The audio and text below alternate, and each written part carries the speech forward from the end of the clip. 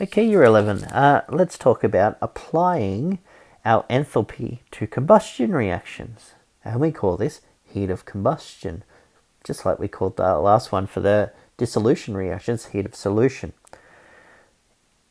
It is pretty simple, but there's a little weird thing that happens here, okay? So the heat of combustion is a measure of the enthalpy change for a combustion reaction.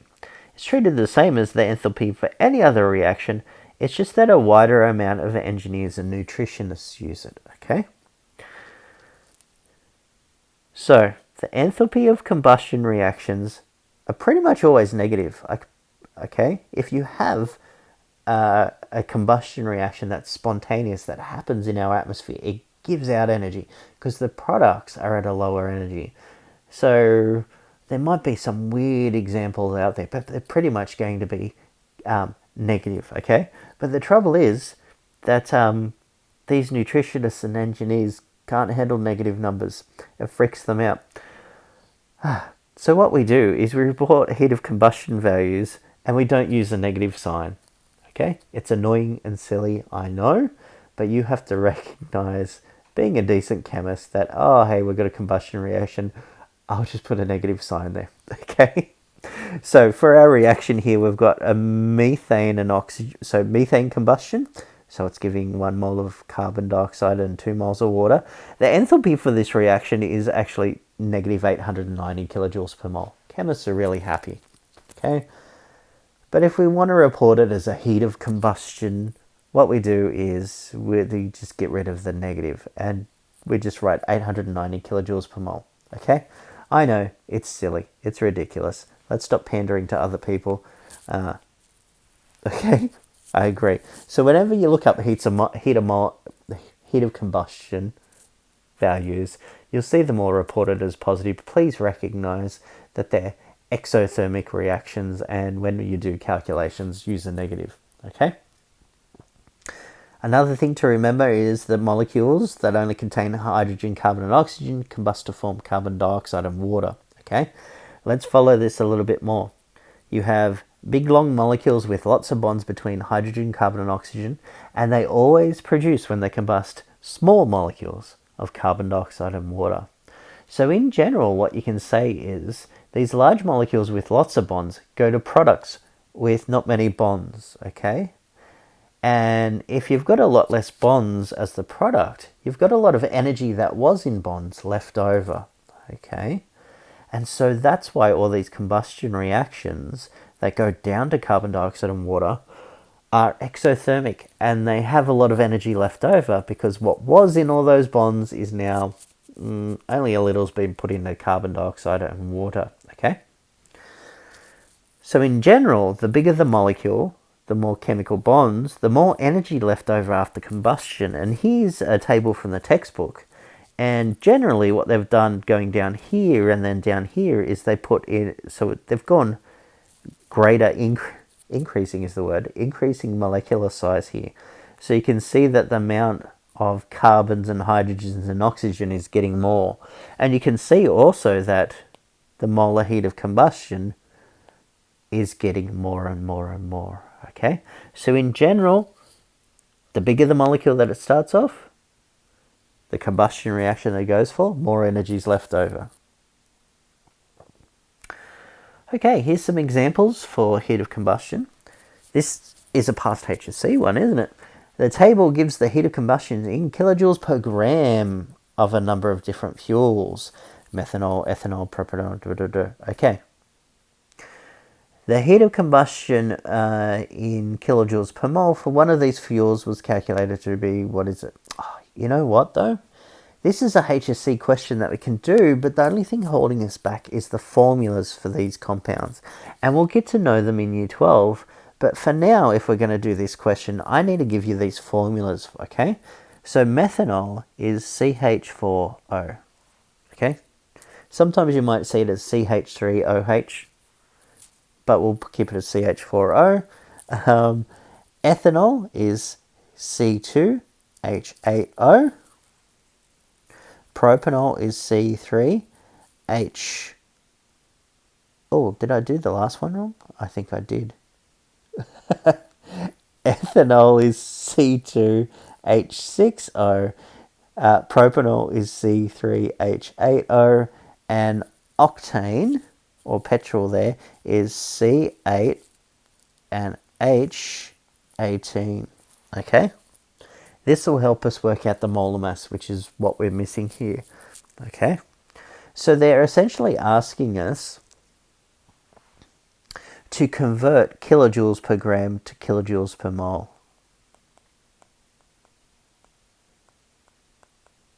Now the info that you didn't have is the chemical formulas, and if this was given in the a year 11 exam, you can convert between these two. You just need the information about the molecular formula, which you haven't learnt yet.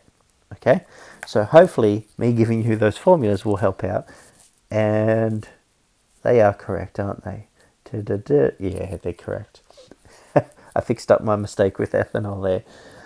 Okay, so they're asking which one was calculated to 2016 kilojoules per mole. Okay, let's work out how we're going to kilojoules per mole down here. So we want the unit kilojoules per mole, and what we're given is kilojoules per gram. What do we need to put in between? Well, we want to get rid of, from the bottom, grams. So I'm going to put it on the top of my fraction so it cancels. And what do we want on the bottom on our answer? Mole. Okay, so I'll put that on the bottom. So now I'm going to check with a different color. Grams is going to cancel. What am I left? Kilojoules at the top, a mole down the bottom. So it's saying take the kilojoules per gram and multiply it by this grams per mole, which is the molar mass. Okay, so we're going to take the kilojoules per gram and multiply by the molar mass for each. Okay, so let's work out the molar mass for each. Okay, methanol, so we've got 12.01 plus 4 times 1.008 plus my 16 is going to equal 32.042 grams per mole.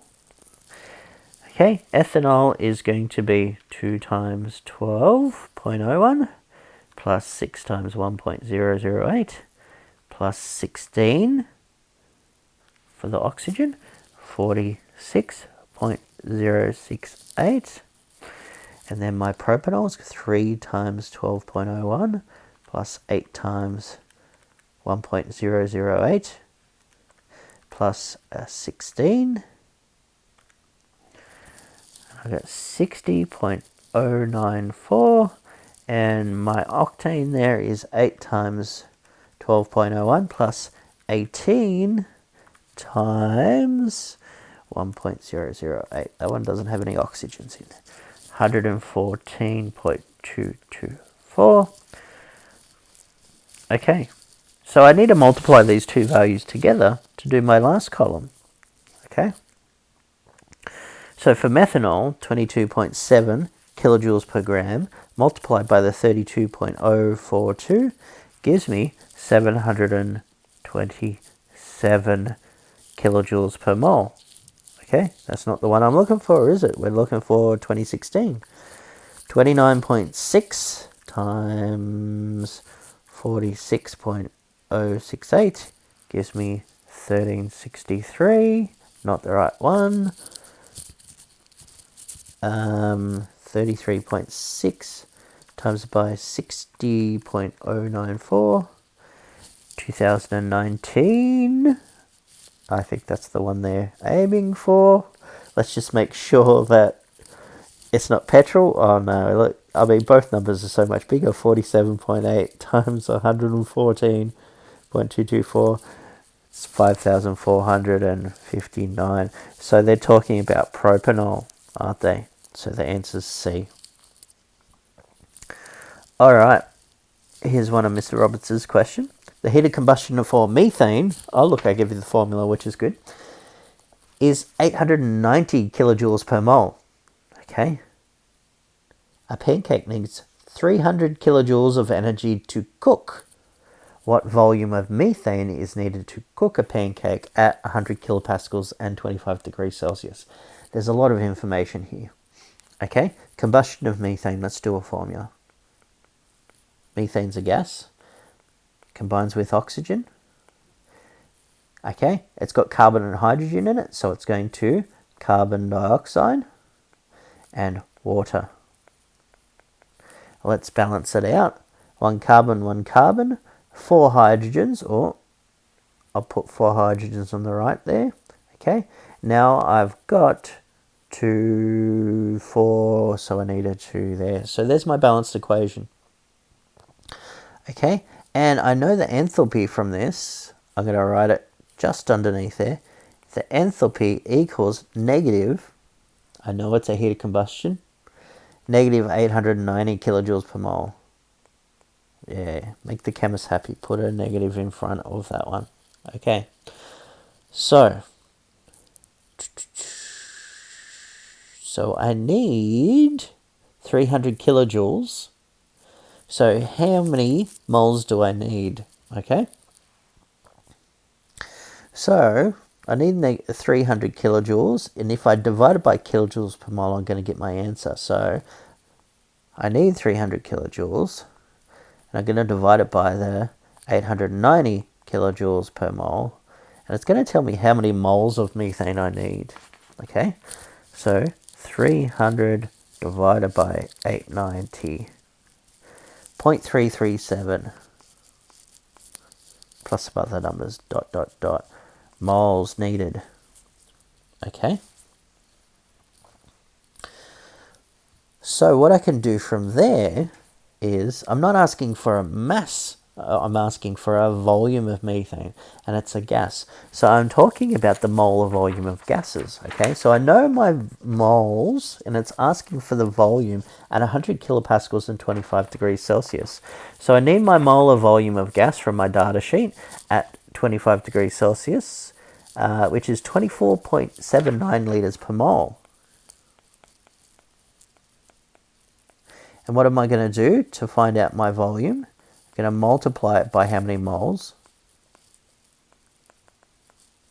And it's going to give me my volume.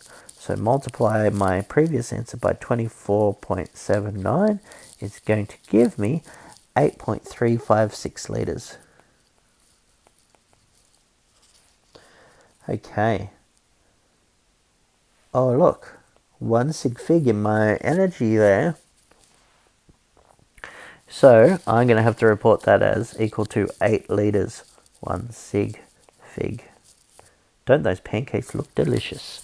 Okay, that's all heat of combustion for you. You can do those problems.